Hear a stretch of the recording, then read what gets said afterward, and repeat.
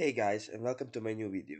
In today's video, we're gonna talk about how you can basically calculate the average in a list of numbers in Excel.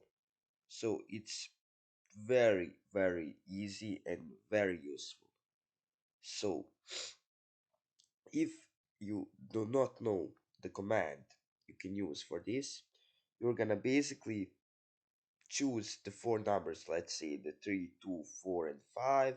You're gonna basically sum it up and you're gonna divide it by the number of numbers you summed up. So it's basically 325, so it's 14 divided by 4, so it's, I don't know, 3.5. But the Excel app makes that very easy and useful. What you're gonna do is you're gonna go, let's say here, you're gonna type equal average, you're gonna open this and just click on control, and we are gonna select these four numbers, close that and click enter.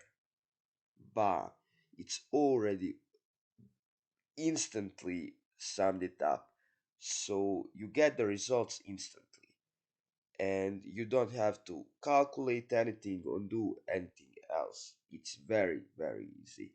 What you can also do is you can do a columns, like you can do whichever number you would like also. For example, equal average, and you can basically choose the numbers at random, and then you can close that, click enter, and we get the results also.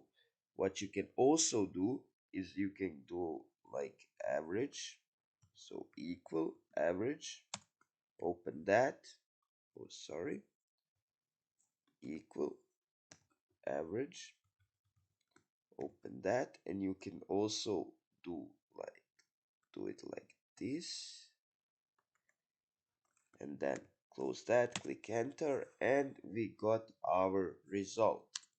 So that's basically it, guys. Thank you guys for watching this video, and I hope I see you in the next one. Bye.